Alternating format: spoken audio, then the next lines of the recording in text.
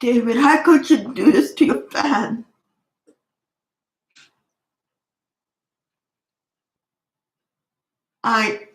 Adelaide, I support you, but you do. I have this fantasy to meet you. No. I don't want to meet you now, ever. You broke my heart. You broke it. I believed in you. I'm hoping someday I'm going to meet you. God, I'm not good. I don't need a fan card. I want to meet you like a normal person would meet somebody. I would meet you at a mall, or at a sports check.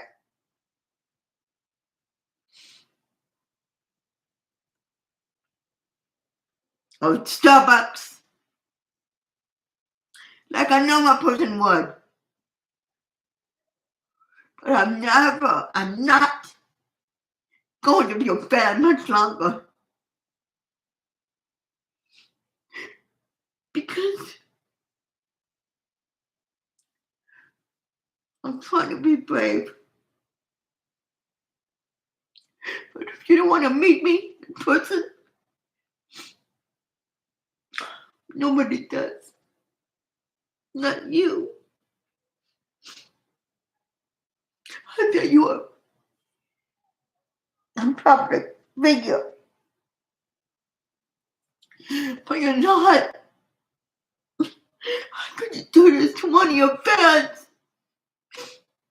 I really want to meet you so bad.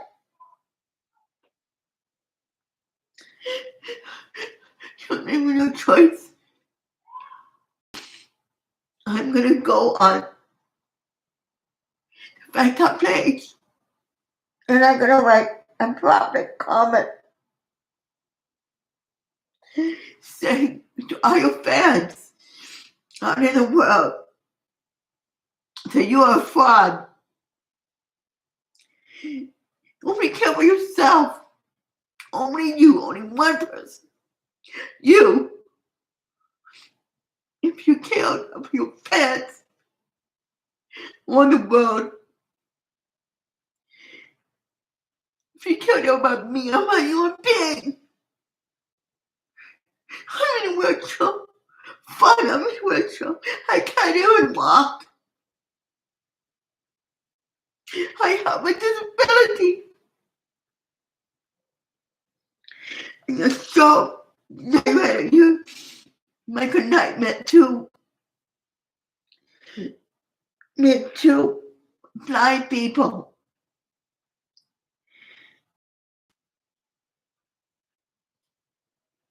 Girl named Julie.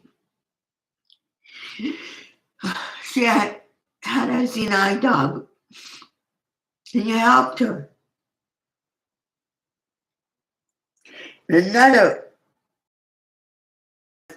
you met a blind piano guy. You helped him.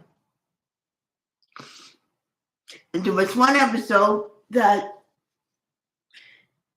this woman played April, had a niece. She's had a bone marrow transplant. You and Kid helped her by finding a guy to go give a donor. You were pushing her around. That's my good night. In a wheelchair. You were pushing him around. You had a surprise for her. You go outside. And she saw Kid.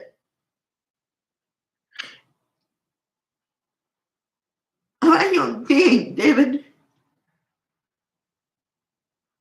I have feelings. It's really bad.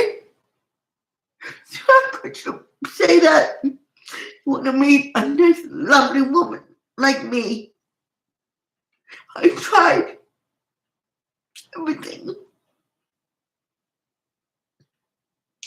I'm not going to do this anymore. I'm going to leave you alone. God. Bring away the hurt. Okay, I want to ask you something.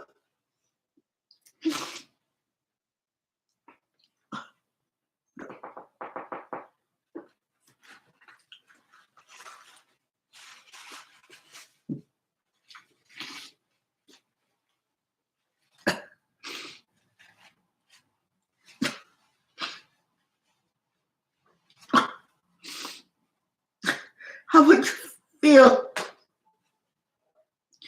I hope the guilt eats you up inside and you realize that you did something wrong.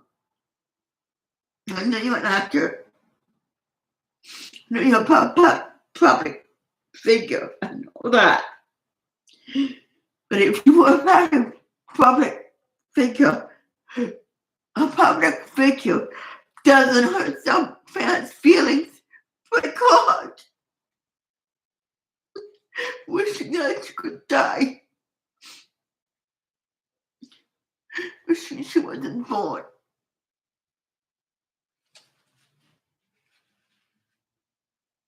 When I was 17, I had a true life and it was to meet you, not Patricia. When I kid, but I make it by accident. I sat in the driver's seat and kid. I enjoyed it. I didn't want to meet Patricia. I wanted to meet you. You weren't there. So my mother told her to tell you about me. She did.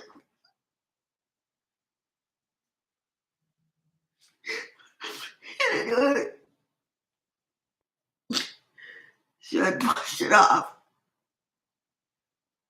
And when I was 19, I ripped the tickets for the castle here in Edmonton, Alberta. I went to Canada. I was 18. And I saw a magazine. I read a magazine. I saw you with a woman, wife. You were married. But I didn't know that. I thought you was your sister. But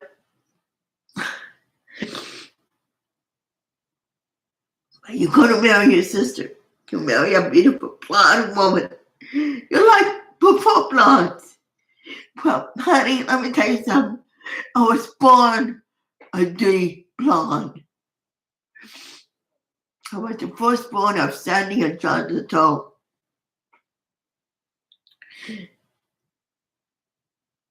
I was a healthy baby until in April of 1969.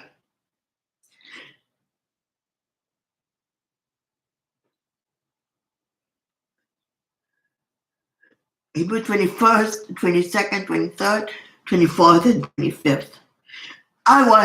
I was sick. I had brain damage. I still do. I had a high temperature of about 108. And I could have died. I should have.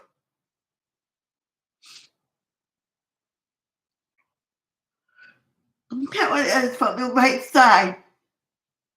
My right hand and my leg don't work very well. That's why I can't even walk. And I also got, I have cerebral palsy, and I also have scoliosis on my back. I can't sit up straight.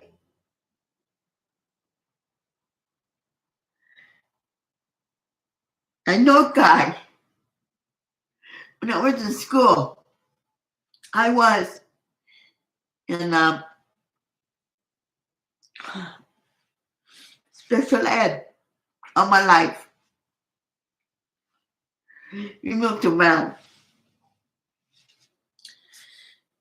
I'm the firstborn. My brother, John Henry II, was born in 1970. Was born in 1969. And it was fine. Nothing happened to him. My mom and dad did not know what cerebral palsy was until I had it. I have cerebral palsy. I can never walk, David. I can never, ever walk. Never. When my mom and dad were in Peace River, my grandpa, my mom's mom and dad took me in for a year. I went to special ed schooling, learned how to walk, learned how to feed myself, learned how to talk. Yeah, I was in special grades. I was in grade. I was in special schooling. Yeah, I got my first manual when I was 8 years old. Since then, I've been in the wheelchair since.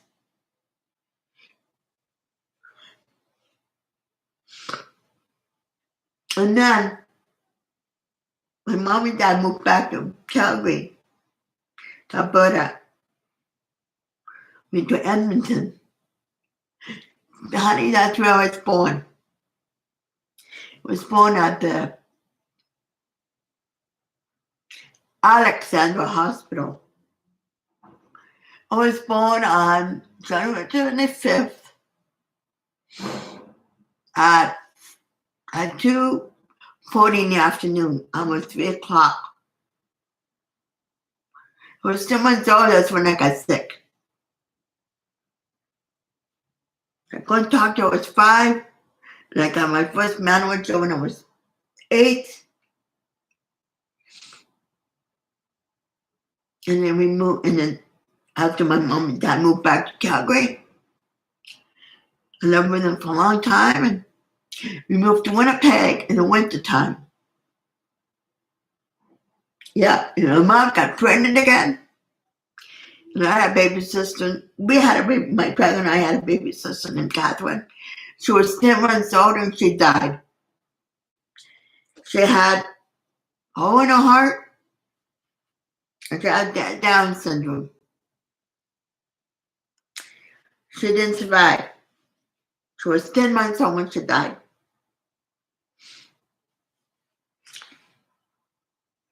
And then we moved all over.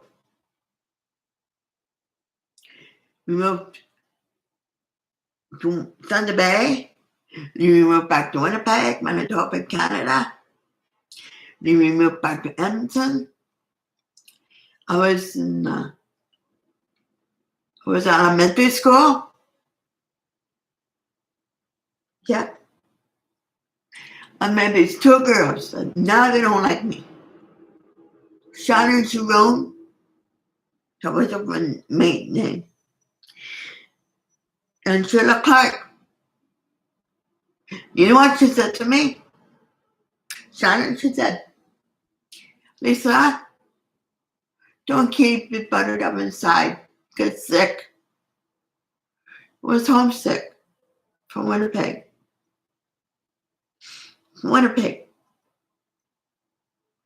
And then I went to, back up a minute. Then in Winnipeg, I went to Grand Park High School, special ed. And there was a mall right across the street called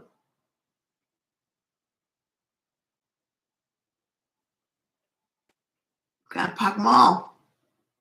I made a DJ. I was 14. They were fencing. Met the DJ. I was 14, David. 14. He wanted to have an affair with me. He wanted to make love to me and all that stuff. I didn't know what it was. Thank God I didn't get involved with them. And then Mom and Dad decided to move to Edmonton. Back to Edmonton. And then I was 15, 16, 17. And that's when I discovered I had a thrill of a lifetime to meet you. I started watching that radio all the time. Every time I came home from school, I used to watch it because I used to wear a sweatshirt. It was pink, but it had a purple sunrise or sunset. And it was Kit, shut up, Kit. Shut up, you in the driver's seat. Driving. And then I hated a show. It was called Thrill of a Lifetime. I said, what the hell? What the hell? Try, see what we work. So I wrote to that show. I didn't write. I know how to type, so I typed it. And then my dad was alive. My dad mailed it for me. And I went to a car show and I saw Kit and I sat in the driver's seat. Now I should take it, Kit. That's right. And then, so you were there.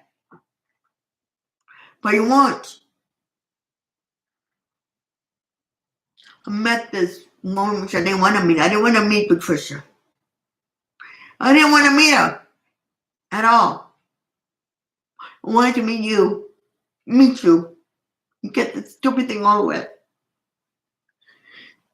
But I didn't. In fact, I met her. And she told my mom she couldn't come down to give me a hug because she twisted her ankle, I guess. And then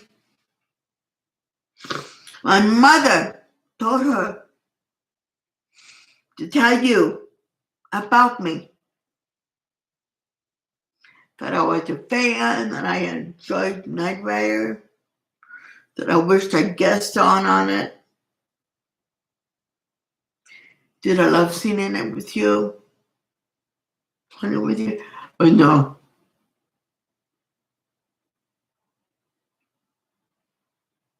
I never get a chance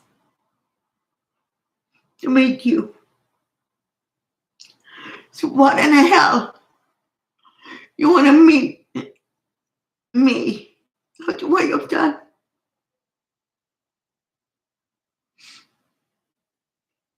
The next step, I'm going to have to make this video for you and send it to you. I'm going to write a public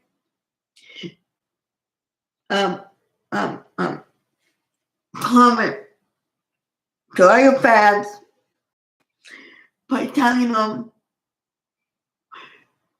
that you don't care about people in wheelchairs. If you really care about your fans, you say you are a public figure, right? Well, I act like one.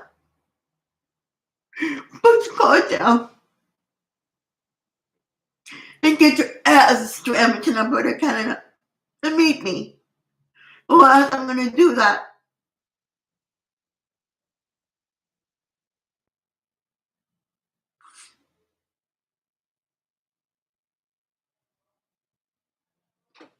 How would you feel like the same thing to you?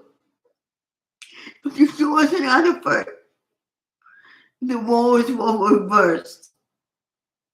You wanted to meet me so bad, and I couldn't meet you because I'm a public figure. And I wanted you to get one of my fan cards. I don't get up with the fan card. I want to meet a decent person. A decent. You're not. You just want money out of me. You don't care about me at all.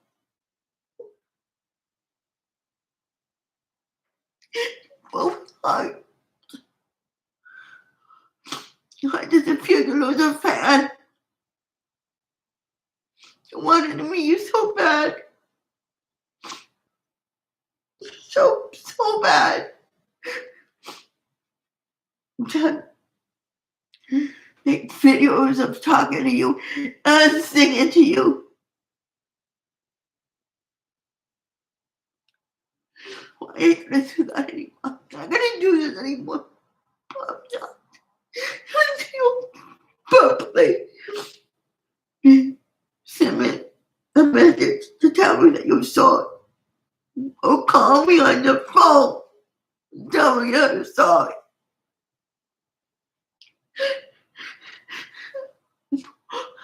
I'm gonna leave you alone for good. So I want. God, forget about it. Forget about your past. I'm gonna. Everyone your plans against you. And next to band members. And your wives and every woman that you want to go out with. I'm going to turn everybody against you.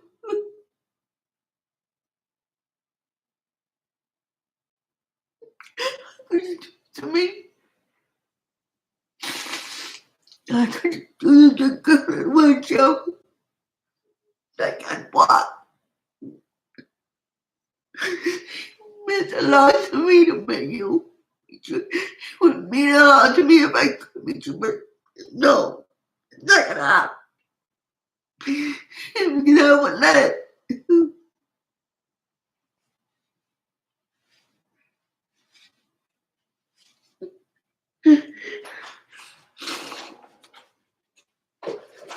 I'm not done yet.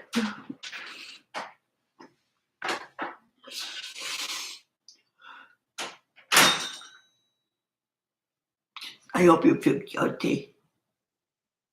I hope he eats at you every night. Every night. I go to live with yourself. Knowing there's a young girl out there that really, really wanted to meet you.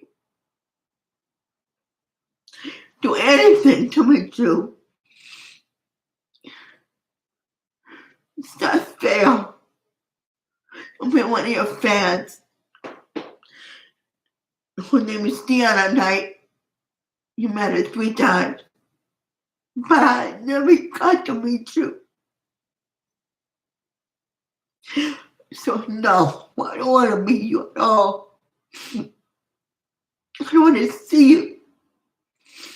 I wish I never heard about you in the first place.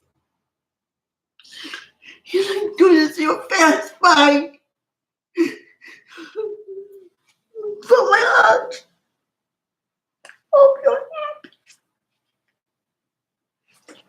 happy. Goodbye. Good friends. I don't want to see you. I don't want to meet you now. I don't. Never.